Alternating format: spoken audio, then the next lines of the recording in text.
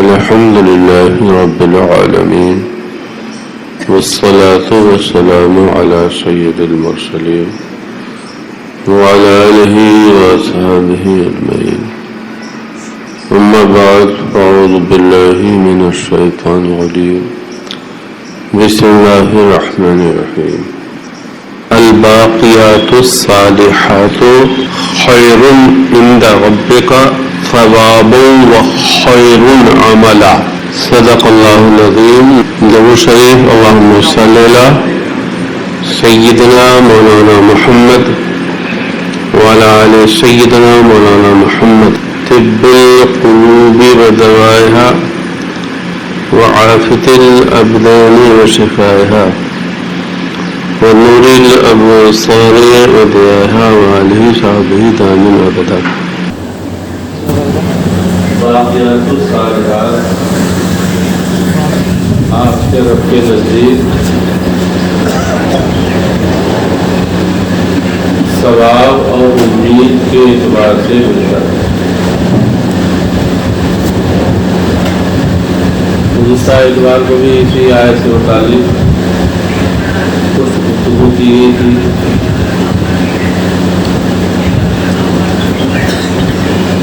تفسیر دور منصور کا مطالعہ ہم نے اس کے بعد کیا تو اس میں کچھ حدیثیں اس آیت کی تفسیر میں سامنے آئیں.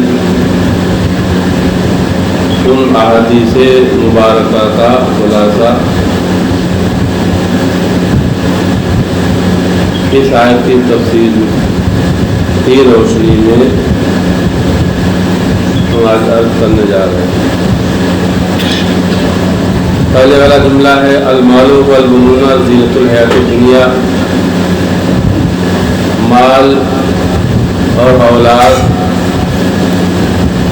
یہ دنیا کی زندگی کی زینت ہے.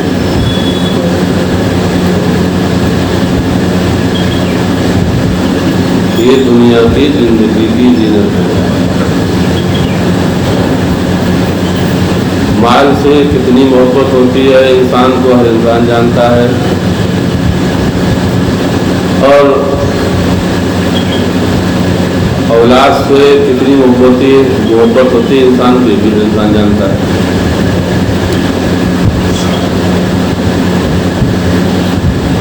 زینت جو چیز ہے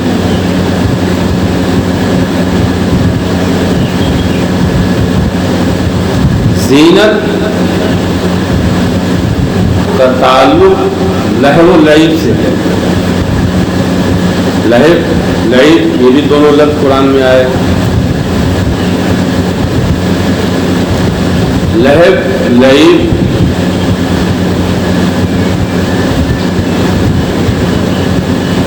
اس کام کو کہتے ہیں جس سے انسان دل بہلائے. لہب لعب وہ کام ہے یا وہ شے ہے جس سے انسان دل بہلائے. اور لہب اور لعب یہ وقتی ہوتے ہیں, تھوڑی دیر کے لیے ہوتے ہیں. جیسے بچے کھیلتے ہیں, گھرولہ بناتے ہیں, چھوٹے بچے پھر اس میں کاغذ کا کارٹون بنا لیتے ہیں, گھر بناتے ہیں, شادی بیاہ کر لیتے ہیں. اتنی دیر میں گھنٹے 2 گھنٹے میں گھر بنانا, شادی بیاہ کرنا, اس کے بعد پھر وہ سب توڑ پھوڑ کے برابر سے کھیل ختم کرتا ہے. کسی کا نام لہب ہے. وہ 1 گھنٹے 2 گھنٹے کا ہے. ہماری زندگی جو ہے وہ ہے اسی کی طرح. اگرچہ 80 برس ہو جائے, 70 برس, 90 پہنچ جائے. 2-3 باتیں میں یہاں پر عرض. اولاد اور مال برے نہیں. دیکھنا یہ ہے کہ ان دونوں کے ذریعے سے انسان اللہ تعالیٰ سے, اپنے خالق و مالک سے غافل تو نہیں ہو رہا ہے. مال ایسی چیز ہے بقائے نفس کے لیے ضروری ہے. تو ایک سر مال کو نکار دینا, مال کا انکار کر دینا, یا مال کو برا قرار دے دینا, مال پر لعنت کرنا, علماء فرماتے ہیں کہ المال لبقاء نفس, والاولاد لبقائی نوع، مال نفس اور زندگی کی بقا کے لیے ہے. اللہ تعالیٰ نے زندگی کی بقا کا ذریعہ بنایا ہے مال، اور اولاد بنی نوع انسان، انسانی نسل کی بقا کا ذریعہ ہے. تو دونوں چیزیں بری نہیں ہیں، لیکن ہیں یہ سب. کتاب ہے تفسیر کی روح المعانی، انہوں نے اس میں صغرا کبرا منطق کے قاعدے سے فٹ کر کے کل ملا کے ثابت یہ کیا ہے کہ مال اور اولاد یہ کلی طور پر بھروسہ اور اعتماد کرنے کی چیزیں نہیں. اللہ تعالیٰ انہیں فرما رہا ہے زینت ہے، زینت. اور کلو ما ہوا زینت، جو چیز زینت ہوتی ہے، جو چیز زینت ہوتی ہے وہ سریع الزوال ہوتی ہے. سریع الزوال یعنی جلدی ختم ہو جاتی ہے. ہم لوگ زینت، جیسے خواتین زینت کرتی ہیں، یعنی اپنے حسن کے اندر، اپنے حسن میں نکھار وہ زینت سے اور عارضی سامان سے کرتی ہیں، تو یہ حسن عارضی ہوتا ہے اور بہت جلدی زائل ہو جاتا ہے. ایک سجدوں کا حسن، ایک تلاوت، یہ قرآن کا حسن، یہ سریع الزوال نہیں ہوتا ہے، یہ ہر وقت یکساں رہتا ہے. ذکر سے جو چہرے پہ رونق آئے خواتین کے، نماز سے، عبادت سے، تلاوت سے، شب بیداری سے جو رونق آئے، وہ حسن سریع الزوال نہیں ہوتا ہے. جو ہم عارضی اشیاء سے، بناوٹی اشیاء سے اپنے آپ کو حسین بناتے ہیں، تو یہ سب سریع الزوال ہوتا ہے. ایک عورت 1000 بناؤ سگار کر کے نکلے اور بس میں بیٹھ جائے اور بھیڑ ہو اور پسینہ نکلے، تو سارا حسن اس کا جو ہے وہ پسینے کے راستے تلووں میں آ جاتا ہے. پھر جو حال ہوتا ہے بدبو کا اور حسن کا، وہ سب خاک مل جاتا ہے. لیکن تہجد اور شب بیداری، تلاوت و ذکر کا جو حسن ہوتا ہے اس میں نکھار آتا ہے. بہرحال کل ملا کے جو زینت ہے وہ سریع الزوال ہے. اور اللہ تعالیٰ فرما رہا ہے المال والبنون زینت الحیات الدنیا، مال اور اولاد یہ دنیا کی زینت ہے، دنیا کی زینت ہے. 2 حدیثیں پہلے میں مشکات کی. اللہ تعالیٰ کے حبیب نور مجسم صلی اللہ علیہ وسلم کی امہات ام المومنین میں سے، ازواج پاک میں سے سیدہ صدیقہ روایت کرتی ہیں، اللہ پاک کے پیارے حبیب کے پاس ایک بچہ لایا گیا، اوتیا بسبین، ایک بچہ لایا گیا، فقبلہ، تو آپ نے اس کا بوسہ لیا. وہ کسی دوسرے کا بچہ تھا. فقبلہ، آپ نے اس کا بوسہ لیا. اس کے بعد فرمایا اما انکم، اما انہم مبخلۃ مجنبۃ، یہ بچے ماں باپ کے اندر بخل اور بزدلی کا ذریعہ ہیں. یہ بچے ماں باپ کے اندر بخل اور بزدلی کا ذریعہ ہے. ظاہر بات ہے انسان کو جب محبت اولاد سے زیادہ ہوتی ہے اور حد سے تجاوز کر جاتی ہے اور عبودیت کے، بندگی کے اعلیٰ مرتبے پہ وہ فائز نہ ہو، تو پھر وہ اولاد کی بھلائی کے لیے اپنے مال میں بخل کرتا ہے کہ یہ میرا مال اولاد کے لیے اور بڑھ جائے، اور پھر وہ اولاد کی وجہ سے بزدل بھی ہو جاتا ہے کہ میری اولاد کو کوئی گزند اور کوئی تکلیف نہ پہنچے. دوسری حدیث حضرت اعلیٰ سے روایت ہے، وہ بیان کرتے ہیں انا حسنا و حسینا استبقا صلی اللہ علیہ وسلم، رسول اللہ صلی اللہ علیہ وسلم. ایک دن حسن و حسین چھوٹے تھے، بچے تھے، بچوں کی عادت ہوتی ہے اپنے دادا نانا یا ماں باپ کو دیکھ کر دوڑتے ہیں تیزی سے، اور جب 2 بچے ہوں برابر کے تو سبقت کرتے ہیں، تھوڑے چھوٹے بڑوں کے گود میں پہلے کون پہنچے. تو اس طبقہ کا معنی یہی ہے کہ حسن و حسین 6 مہینے ایک فرق تھا دونوں حضرات میں. اس طبقہ کا معنی یہ کہ حسن و حسین دونوں دوڑے کہ پہلے میں پہنچ جاؤں نانا کی گود میں. اس طبقہ حسن و حسین نے سبقت مسابقت کی، مبادرت کی ایک دوسرے پر کہ کسی طرح سے ہم دونوں خیر پہنچے. فضمہما رسول اللہ کی عادت، تو سرکار نے دونوں کو سینے سے لگایا، دونوں کو سینے سے لگا لیا. وقال ان الولد مبخلۃ مجنبۃ، اولاد انسان میں بخل اور بزدلی کی پیدا کر دیتی ہے. حالانکہ اس پر حدیث کے اوپر بھی ہے کہ اولاد ریحان بھی ہے، اولاد سونگنے کی چیز ہے، اولاد چومنے کی چیز ہے، لیکن یہ بھی ہے کہ اولاد انسان میں بخل اور بزدلی پیدا کرتی ہے. اب یہ کب کرتی ہے؟ ملا علی قاری مشکات کے شارح ہیں، اور بھی مشکات کی شرح کرنے والے محدثین ہیں.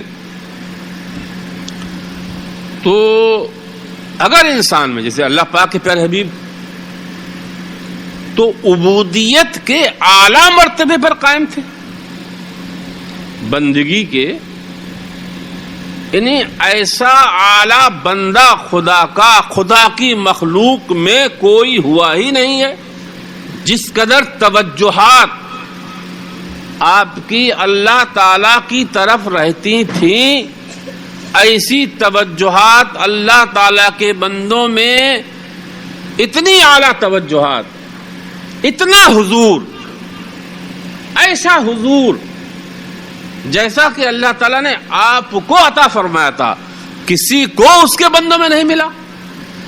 اور آپ نے بھی آیا کہ کتنے انصار اور مہاجر کے جو بچے تھے ان سے کتنی محبت فرماتے تھے. حسن و حسین تو آپ کی بیٹی کے بیٹے تھے.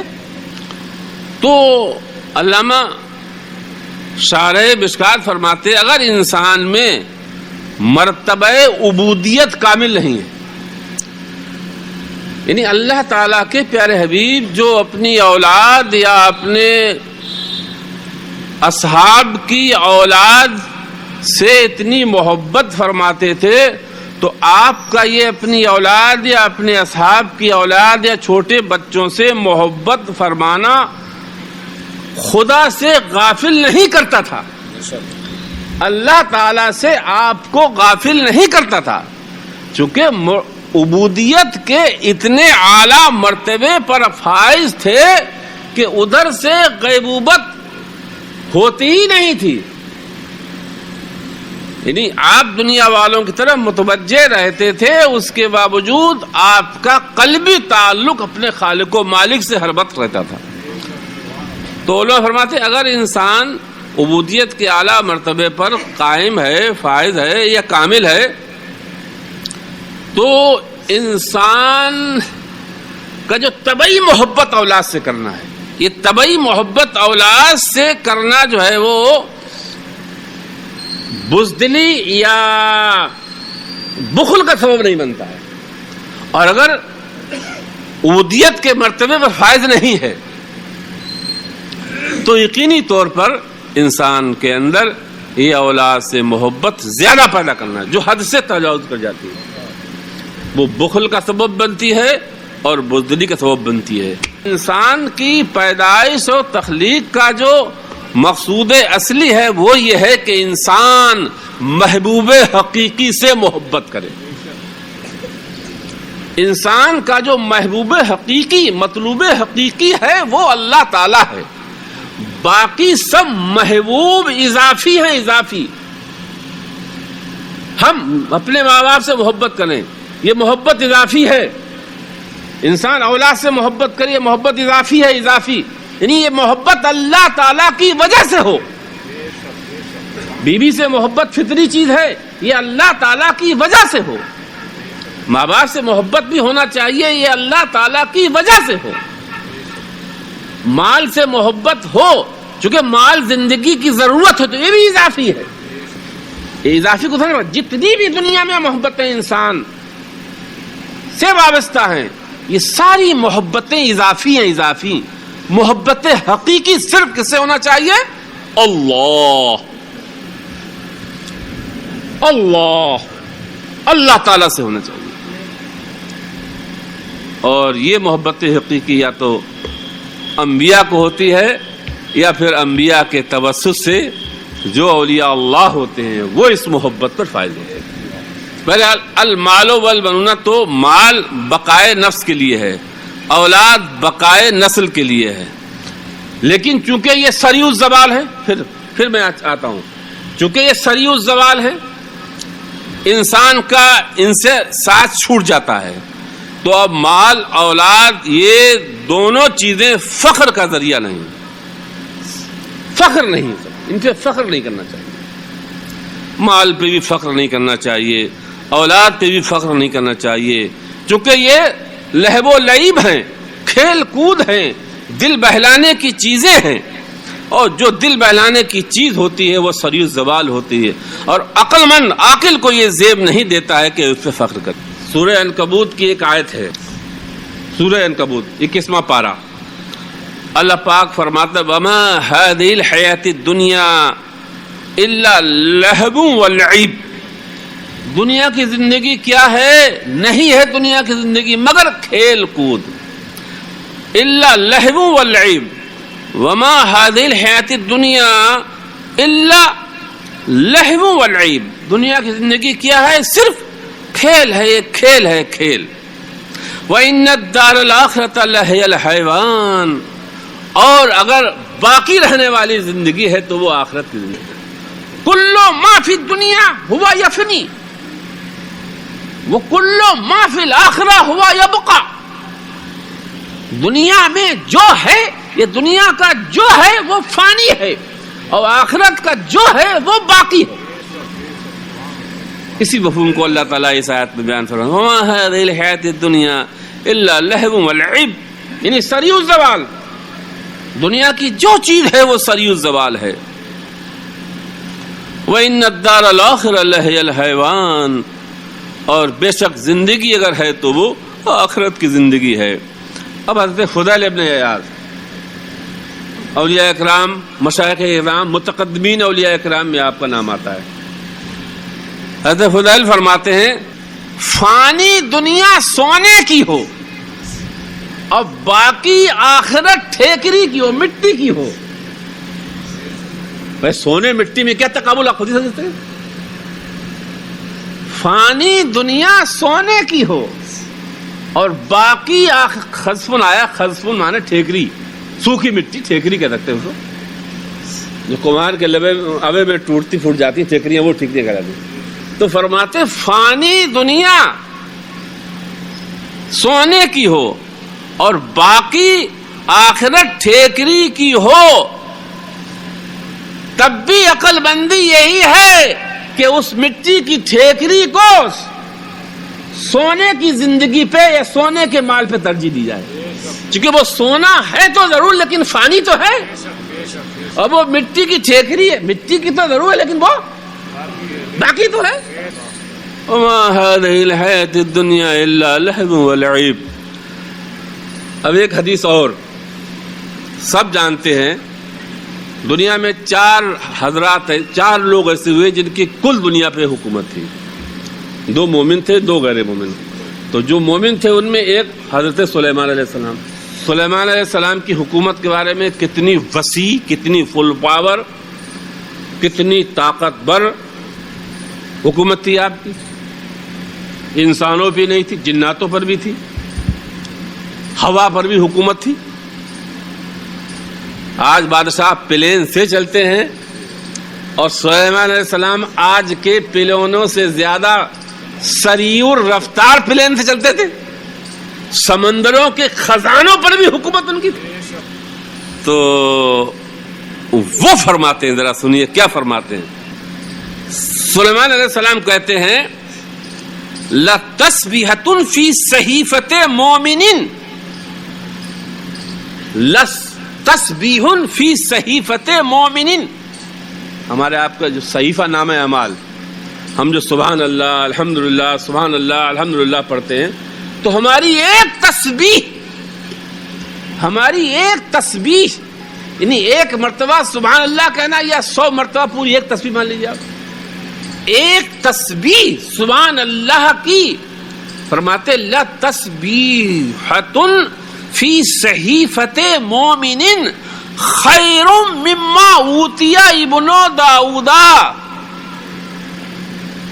فرماتے مومن کی ایک تسبیح کا ثواب جو مومن کے صحیفے میں لکھا جا رہا ہے وہ ابن داؤد یعنی سلیمان کی پوری حکومت سے بہتر ہے.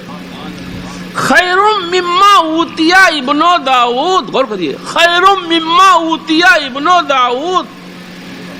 جو داؤد کے بیٹے سلیمان کو اتنی بڑی حکومت ملی ہے، پوری حکومت کی جاہ و جلال سلطنت مال و دولت خزانوں سے بہتر ہے مومن کی ایک تسبیح جو اس کے صحیفے میں. کیوں؟ اس لیے کہ وہ تسبیح باقی ہے، قیامت میں ثواب ملے گا، اور یہ ابن داؤد کی حکومت فانی ہے، دنیا میں ختم ہو جائے گی. اب مال کو مال کیوں کہتے ہیں؟ مال المال و مال یمیلو میلن، مال کو مال اس لیے کہتے ہیں کہ یہ مال انسان کو اپنی طرف مائل کر لیتا ہے. مال کو مال اس لیے کہتے ہیں، جو اصل مال ہے وہ تو سونا چاندی ہے، باقی تو یہ رائج مطلب حکومت کی جو مہر ہوتی ہے اس کی وجہ سے یہ مال ہے، ورنہ یہ مال تھوڑے تو کاغذ. ابھی نوٹ بندی کے زمانے دیکھا یہ سب 2,000 نوٹ کاغذ ہو گئے تھے، 1 تاریخ تک وہ مال تھے، اس کے بعد پھر وہ کاغذ رکھ دی.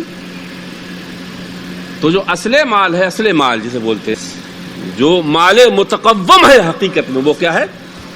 سونا اور چاندی ہوتا ہے. تو مال کو مال فرماتے علماء اس لیے کہتے ہیں کہ انسان کو اپنی طرف مال مائل کر لیتا ہے. ہر وہ چیز جو انسان کو اپنی طرف مائل کرے وہ مال ہے، جو چیز انسان کو مائل کرے. حضرت مولا علی فرماتے ہیں المال والبنون حرس الدنیا والعمل الصالح حرس الآخرہ. مال اور اولاد یہ دنیا کی کھیتی ہیں اور اعمال صالحہ یہ آخرت کی کھیتی. اللہ تعالیٰ جس پہ فضل فرماتا ہے اس کے لیے دونوں چیزیں جمع کر دیتا ہے کہ مال و دولت بھی اسے عطا فرما دیتا ہے اور آخرت کی تیاری کی بھی اسے پوری توجہ دیتا ہے. تو وہ لوگ خوش قسمت ہیں، سعادت مند ہیں کہ اللہ تعالیٰ نے مال و دولت بھی وافر یا گزارے کے لیے کافی دیا ہے اور آخرت کی تیاری کی وہ پوری کھیتی میں لگے ہوئے ہیں. اللہ اکبر اللہ اکبر. ایک حدیث اور، سعید ابن منصور، امام احمد، ابو یعلا، ابن جریر، ابن ابو حاتم، ابن حبان، حاکم، ابو سعید خدری سے روایت کرتے ہیں. اللہ پاک کے پیغمبر فرماتے ہیں انہی 4 کلمات سبحان اللہ والحمد للہ ولا الہ الا اللہ واللہ اکبر ولا حول ولا قوت، یہ 4 کلمے. یہ باقی الصالحات سے مراد جو آج میں 8-10 حدیثیں در منصور کے حوالے سے عرض کرنے جا رہا ہوں، انہی 4 کلمات کی فضیلت کے سلسلے میں فرماتے ہیں یہی باقیات الصالحات ہیں، یہی وہ چیزیں ہیں جو انسان کے ساتھ باقی رہیں گی، انسان کے ساتھ جائیں گی. اتنے محدثین کے میں نے نام لیے ہیں، اتنے محدثین نے اس حدیث کو حضرت ابو سعید خدری جو جلیل القدر انصاری صحابی ہیں ان سے اس حدیث کو روایت کیا ہے. فرماتے ان رسول اللہ صلی اللہ علیہ وسلم قال استکثروا من الباقیات الصالحات. سرکار نے اپنے صحابہ سے فرمایا باقیات الصالحات کی کثرت کیا کرو. استکثروا باقیات الصالحات کی کثرت کیا کرو. جو آیت میں الباقیات الصالحات خیر عند ربک ثواب و خیر عملا، تو فرمایا اللہ پاک کے حبیب نے کہ باقیات الصالحات کی کثرت کیا کرو. قیل وما ہی یا رسول اللہ، تو صحابہ نے عرض کی سرکار باقیات الصالحات کیا ہے؟ سرکار نے فرمایا التکبیر والتحلیل والتسبیح والتحمید ولا حول ولا قوت الا باللہ. اللہ اکبر کہنا ہے، لا الہ الا اللہ پڑھنا ہے، سبحان اللہ پڑھنا ہے، الحمدللہ پڑھنا ہے، ولا حول ولا قوت الا باللہ پڑھنا ہے. یہ باقیات الصالحات ہیں. ایک حدیث اور امام طبرانی ابن شاہین ترغیب میں ابو دردہ سے، ابو دردہ فرماتے ہیں قالا رسول اللہ صلی اللہ علیہ وسلم سبحان اللہ والحمد للہ ولا الہ الا اللہ واللہ اکبر ولا حول ولا قوۃ الا باللہ ہن باقیات الصالحات وہن یحتطن خطایا کما تحط الشجر ورقها وہن من کنوز الجنہ۔ اللہ پاک کے پیارے حبیب فرماتے ہیں سبحان اللہ والحمد للہ ولا الہ الا اللہ واللہ اکبر ولا حول ولا قوۃ الا باللہ، یہ باقیات الصالحات ہیں، یہ مبارک کلمے ایسے ہیں انسان کے گناہوں اور خطاؤں کو یہ ایسے جھاڑتے ہیں جیسے کہ خزاں کے زمانے میں درخت کے پتے جھڑتے ہیں۔ وہ ہنّا کنوز الجنہ، اور اے لوگوں یہ جنت کے خزانے ہیں۔ ایک حدیث اور انس بن مالک سے فرماتے مرہ رسول اللہ صلی اللہ علیہ وسلم شجرۃ یابسہ، اللہ پاک کے پیارے حبیب ایک سوکھے درخت کے پاس سے گزرے، فتناول عودا من اعوادها، تو سرکار نے اس کی لکڑیوں میں سے ایک لکڑی لی جس سے پتے، فتناثر کل ورق علیہا، تو اس لکڑی میں جتنے بھی پتے تھے سوکھے ہوئے سب کے سب جھڑنے لگے۔ فقال والذی نفسی بیدہ، تو اللہ پاک کے پیارے حبیب نے فرمایا قسم اس ذات کی جس کے قبضے میں میری جان ہے، انا قائلا یقولو، جب بندہ سبحان اللہ والحمد للہ ولا الہ الا اللہ واللہ اکبر ولا حول ولا قوۃ پڑھتا ہے تو اس پڑھنے والے کے گناہ ایسے ہی جھڑتے ہیں جیسے اس لکڑی سے پتے جھڑ رہے ہیں، لکڑی سے پتے جھڑ رہے ہیں۔ اس حدیث ایک اور حدیث اور ابن عباس سے، عبداللہ ابن عباس کہتے ہیں قال رسول اللہ صلی اللہ علیہ وسلم ان ثبتکم اللیل فلم تقوموا واجزتم عن النہار فلم تصوموا۔ غور کریے، ہر انسان کے بس کی بات نہیں ہے کہ وہ رات میں اٹھ کے تہجد پڑھے، ہر انسان کے بس کی بات نہیں کہ وہ روزانہ روزے رکھے۔ فرماتے اللہ پاک کے پیارے حبیب اگر رات تمہیں روک لے اور تم رات میں قیام نہ کر سکو، اگر رات تمہیں روک لے اور تم رات میں قیام نہ کر سکو، وَعَجِزْتُمْ عَنِ النَّهَارِ فَلَمْ تَصُومُوهُ، اور تم کسی وجہ سے عاجز ہو کہ دن میں روزہ نہیں رکھ سکتے ہو، وَبَخِلْتُمْ بِالْمَالِ فَلَمْ تُؤْتُوهُ، اور کہیں سے تمہارے سینے کے اندر بخل اور کنجوسی پنپ رہی ہے اور تم مال خرچ نہیں کر پا رہے ہو، وَجَبَنْتُمْ عَنِ الْعَدُوِّ، اور کہیں نہ کہیں سے تم بزدلی کا شکار ہو کہ وقت پر دشمن کا مقابلہ نہیں کر پا رہے ہو، فَأَكْثِرُوا سُبْحَانَ اللَّهِ وَالْحَمْدُ لِلَّهِ وَلَا إِلَٰهَ إِلَّا اللَّهُ وَاللَّهُ أَكْبَرُ فَإِنَّهُ الْبَاقِيَاتُ الصَّالِحَاتُ۔ تو یہ چار کلمات پڑھ لیا کرو، اس کا بدل ہو جایا کرے گا، دن کے نفلی روزے کا بدل ہوگا، رات کے قیام نفلی کا بدل ہو جائے گا، اور نفلی صدقات کا بدل ہو جائے گا۔ ایک آدمی نفلی روزے نہیں رکھ پا رہا ہے، رات میں نفلی قیام نہیں کر پا رہا ہے، نفلی صدقات نہیں کر پا رہا ہے، تو سرکار فرماتے ہیں ان کلمات کا ورد کرتے۔ طبرانی سعد ابن جنادہ سے ایک اور حدیث فرماتے آتیت النبی صلی اللہ علیہ وسلم فاسلمت وعلمنی، صحابہ آتے تھے اپنے اپنے قبیلوں سے آتے تو فرماتے اپنے ایمان لانے کا واقعہ۔ سعد ابن جنادہ کہتے میں اللہ پاک کے پیارے حبیب کی بارگاہ میں پہل آیا، اسلم تو میں ایمان لایا، پھر میں نبی کی صحبت میں ٹھہر گیا اور میں نے کہا کہ سرکار ہمیں کچھ تعلیم فرما دیجیے اور ہم اپنے قبیلے چلے جائیں۔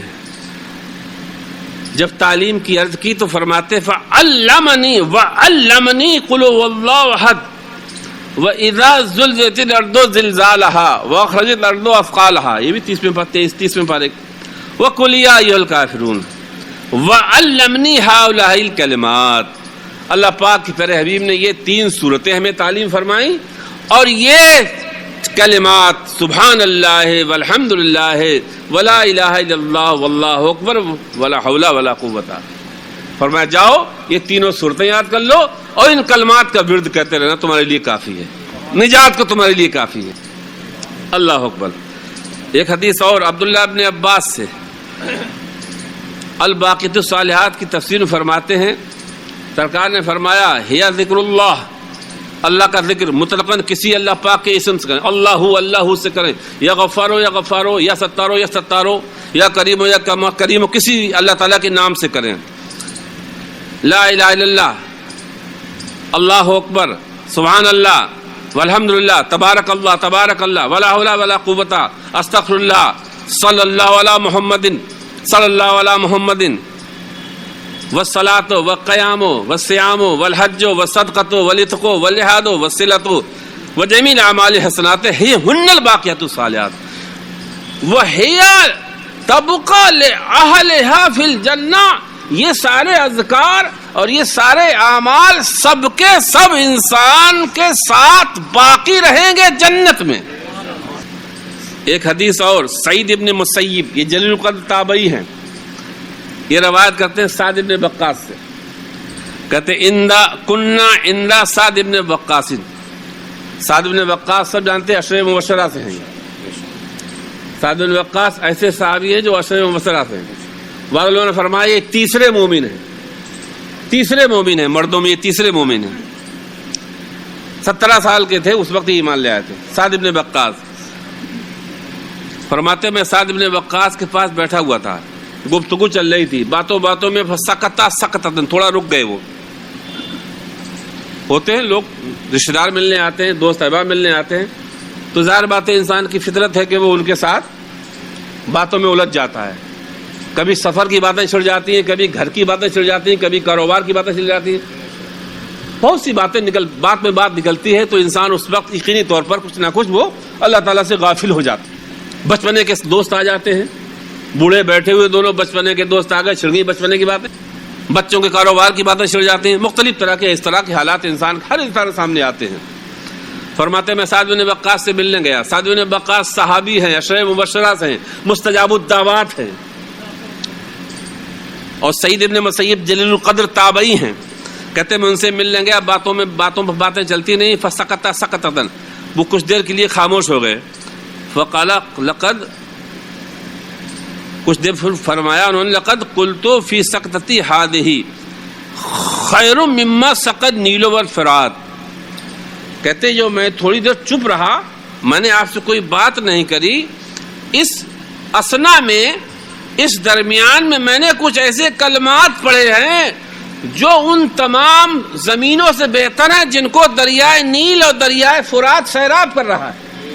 ان تمام باغات, ان تمام زرخیز زمینوں سے بہتر ہیں وہ کلمات جن کو دریائے نیل اور دریائے فرات سیراب کر رہا ہے.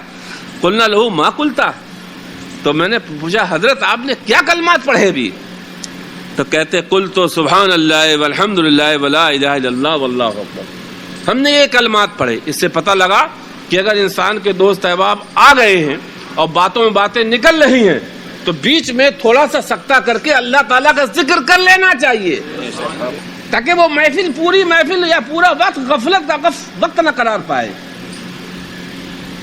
دوست آ گئے, رشتے دار آ گئے, احباب آ گئے, گھنٹہ 2 گھنٹے کی مجلس چھڑ گئی, چل گئی, تو بیچ میں تھوڑا بہت ذکر خدا کا کر لینا چاہیے. چاہے اللہ اکبر, اللہ جو زبان پہ کلمات آسان پڑے ان سے خدا کو ذکر کر لیں. ایک حدیث اور, حضرت نعمان ابن بشیر فرماتے اللہ پاک کے پیارے حبیب نے فرمایا الذین یذکرون من جلال اللہ من تسبیحہ و تحمیدہ و تکبیرہ و تہلیلہ یتعاطفون حول العرش. جو لوگ اللہ تعالیٰ کا ذکر کرتے ہیں, اللہ تعالیٰ کے جلال کو, جلال کو, یعنی ذکر خدا کا اس حال میں ہو کہ قلب پر اس کا جلال ہو, اس کے جلال کے جلوے ہو. الا اللہ, یہ اللہ ہو کہ جو ضرب زبان سے نکلے وہ اس حال میں نکلے کہ خدا کے جلال اور اس کی قدرت اور اس کی ہیبت قلب پر بیٹھی ہوئی ہے. اولیاء اللہ جو کبھی کبھی ایک مرتبہ کہہ دیتے تھے اللہ, تو آس پاس کی فضا دہل جاتی تھی. وہ فضا کیوں دہلتی تھی؟ ہم 1000 مرتبہ اللہ کہیں, کہیں کسی پر کوئی اثر نہیں ہوتا ہے, اور خدا رسیدہ, خدا کا بندہ ایک مرتبہ کہتے اللہ تو فضا دہل جاتی تھی. جس زمانے میں خدا والے گزر جاتے تھے شرکستان سے, تو ان کی اللہ اکبر یا اللہ سے پہاڑ ہل جاتے تھے. بات کیا تھی جب مومن کے قلب پر خدا کی ہیبت، اس کا جلال بیٹھا ہوتا ہے، ایسا مومن جس وقت ایک مرتبہ کہتا ہے اللہ، درخت ہل جاتے ہیں، پہاڑ ہل جاتے ہیں، اسی کو کہتے ہیں من جلال اللہ، اللہ تعالیٰ کی جلال کو قلب میں بٹھا کے جب مومن اللہ اکبر الحمدللہ سبحان اللہ، جیسے غوث اعظم کے بارے میں منقول ہے، مجلس میں زبان سے دنیا کی کوئی بات بھی کہہ دیتے تھے تو سنٹ رہ جاتا تھا. وہ قلب ہم کہاں سے لائیں، وہ جلال و ہیبت ہم کہاں سے لائیں جو ان کے قلوب پر سمجھے آپ بیٹھی ہوئی تھی. تو فرماتے نبی جب یہ کلمات مومن ادا کرتا ہے تو یہ عرش کے ارد گرد اکٹھے ہو جاتے ہیں، اور ان کلمات کی ایک آواز ہوتی ہے جو شہد کی مکھیوں کی طرح ہوتی ہے، بھن بھن بھن، یذکرن بصاحبہن اور لا یحب احدکم اللہ یزال عند. تو یہ کلمات اللہ تعالی کی بارگاہ میں پہنچ کر اس آدمی کا چرچا کرتے ہیں جو ان کلمات کو دنیا میں پڑھتا ہے. حضرت عبداللہ ابن عوفہ کہتے ہیں ایک شخص اتا رجل النبی صلی اللہ علیہ وسلم، ایک صاحب رسول اللہ کے پاس آئے اور ذکر کیا کہ انہو لا یستطیع ان یاخذ من القرآن شیئا، رسول اللہ ہم موجودہ قرآن تلاوت نہیں کر سکتے ہیں، کوئی ہمیں ایسا ذکر ایسا ورد بتا دیجئے کہ جس کو ادا کر کے ہم خدا کو راضی کر لیں. وَسَأَلَهُ شَيْئًا يَجْزِي مِنَ الْقُرْآنِ، ایسا ذکر ہمیں بتا دیجئے جو قرآن کی تلاوت کے مساوی ہو، جو قرآن کریم کی تلاوت کے برابر ہو. فقال له قل سبحان الله والحمد لله ولا اله الا الله والله اکبر ولا حول ولا قوة الا بالله. یہ 5 کلمات پڑھ لیا کرو. اس سے پتہ لگا کہ جو لوگ قرآن نہیں پڑھے ہیں یا نہیں پڑھ سکتے ہیں اور وہ خدا کے ذکر میں مشغول رہنا چاہتے ہیں اور قیامت میں قرآن کی تلاوت کا ثواب چاہتے ہیں، تو کثرت سے انہیں کلمات کو سبحان اللہ والحمد للہ ولا الہ الا اللہ واللہ اکبر ولا حول ولا قوة الا باللہ. ایک حدیث اور موسیٰ ابن طلحہ روایت کرتے ہیں اللہ اکبر قال رسول اللہ کلمات اذا قالهن العبد وضعهن ملک فی جنائه. سرکار فرماتے ہیں میرے اصحاب کچھ کلمات ہیں، کچھ بابرکت کلمات ہیں، کچھ مقدس کلمات ہیں، کچھ نجات دینے والے کلمات ہیں. جب بندہ ان کلمات کو ادا کرتا ہے، پڑھتا ہے، تو فرشتہ ان کلمات کی تلاوت، ان کلمات کے ذکر کو اپنے پروں پر رکھ لیتا ہے. ثم عرج بہن، پھر وہ عرش کی طرف چل دیتا ہے، آسمانوں کی طرف چل دیتا ہے. فلا یمر علی ملئ من الملائکۃ الا صلوا علیہن، تو فرشتوں کی جس جماعت سے وہ فرشتہ گزرتا ہے، ان کلمات کو لے کے فرشتوں کے جس جماعت سے، جس سب سے وہ فرشتہ گزرتا ہے، وہ سارے فرشتے ان کلمات پر درود پڑھنے لگتے ہیں، یعنی کلمات پر برکت بھیجنے لگتے ہیں. وَعَلَىٰ قَائِلِهِنَّ، پڑھنے والوں پر، حَتَّىٰ يَدْعُونَ بَيْنَ يَدَيْ الرَّحْمَٰنِ، یہاں تک کہ وہ فرشتہ ان کلمات کو اللہ تعالیٰ کے سامنے رکھ دیتا ہے. وہ کلمات کیا ہے؟ سبحان اللہ والحمد للہ ولا الہ الا اللہ واللہ اکبر ولا حول ولا قوة الا باللہ. حضرت حسن بصری جلیل القدر تابعی فرماتے رأى رجل فی المنام، فرماتے ایک شخص نے خواب میں دیکھا ان منادی ینادی فی السماء، ایک شخص نے خواب میں دیکھا کہ ایک شخص اعلان کر رہا ہے اے لوگو اپنے ہتھیار لے لو، اپنے ہتھیار لے لو اور گھبراہٹ ختم کر دو. تو کہتے خواب میں فعمد الناس واخذوا اسلحہ، تو خواب میں ہی دیکھا کہ لوگ اپنے اپنے ہتھیار کی طرف دوڑ رہے ہیں. ایک شخص گیا، اس نے اپنی لاٹھی اٹھا لی. فنادى منادی من السماء لیس هذا سلاح فذیکم، تمہاری گھبراہٹ کے یہ ہتھیار لاٹھی ڈنڈے نہیں ہیں، تمہاری گھبراہٹ دور کرنے کے ہتھیار لاٹھی ڈنڈے نہیں ہیں. فقال رجل من الارض، تو ایک زمینی شخص بولا ما صلاح فذینا، ہماری گھبراہٹ ہماری پریشانی کا ہتھیار کیا ہے؟ تو آواز دی گئی آسمان سے سبحان اللہ والحمد للہ ولا الہ الا اللہ. اسی لیے علماء نے فرمایا ہے جب انسان پہ زیادہ گھبراہٹ ہو، زیادہ پریشانی ہو یا کسی سے خطرہ ہو، خدشہ ہو، تو ان کلمات کا ورد کرے اور کثرت سے استغفار پڑھے اور کثرت سے حسبنا اللہ و نعم الوکیل پڑھے. ایک حدیث اور، حضرت ابو ہریرہ امام المحدثین ہیں، ان کی روایت سے فرماتے ہیں ابو ہریرہ قال رسول اللہ، سرکار نے فرمایا لا اقول سبحان اللہ والحمد للہ ولا الہ الا اللہ واللہ اکبر احب الی من اتصدق بعددها دنانیر۔ ابو ہریرہ فرماتے ہیں یہ غریبوں کے لیے ہے، غریبوں کے لیے جن کے پاس پیسہ نہیں ہے صدقہ کر سکے، جن کے پاس دولت نہیں ہے خیرات کر سکے۔ بہت سے غربا صحابہ اللہ پاک کے پیارے حبیب کے پاس آتے تھے اور اس بات کی شکایت کرتے تھے ہمارے جو مالدار ہیں بھائی ہیں وہ ہم سے نیکیوں میں آگے بڑھ گئے ہیں۔ صحابہ نیکیوں میں سبقت کرتے تھے، تو ابو ہریرہ یہ بھی اصحاب صفہ سے تھے، غربائے مسلمین، غربائے صحابہ سے تھے۔ حضرت ابو ہریرہ سے کسی صحابی نے سوال کیا کہ آپ اتنی زیادہ حدیثیں کیوں بیان کرتے ہیں، آپ کو اتنی حدیثیں کہاں سے آ گئیں؟ تو آپ نے فرمایا میرے جو مہاجر بھائی ہیں وہ تجارت میں لگے رہتے ہیں، اور جو میرے انصاری بھائی ہیں وہ اپنی کھیتی باڑی میں لگے رہتے ہیں، اور یہ ایک ابو ہریرہ ہے جو ایک روٹی پہ قناعت کر کے ہر وقت رسول اللہ کی صحبت میں رہتا تھا۔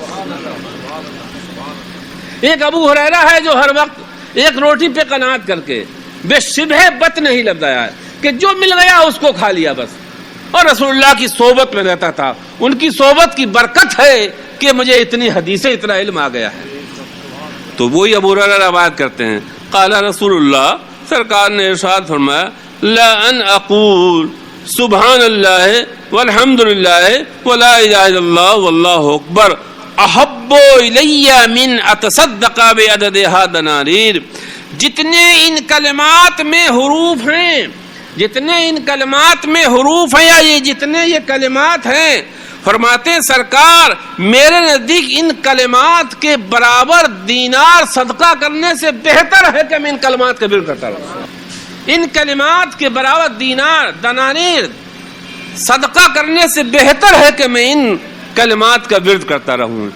اسی چیز کو اللہ تعالیٰ فرماتا ہے والباقیات الصالحات خیر عند ربک ثواب و خیر عملا۔ یہ کلمات مبارکہ، یہ کلمات طیبہ، یہ اذکار مبارکہ اس لائق ہیں کہ آخرت میں ان کے ذریعے سے اچھی امیدیں کی جائیں، بڑے ثواب کی امید کی جائے۔ استغفر اللہ ربی من کل ذنب و اتوب الیہ۔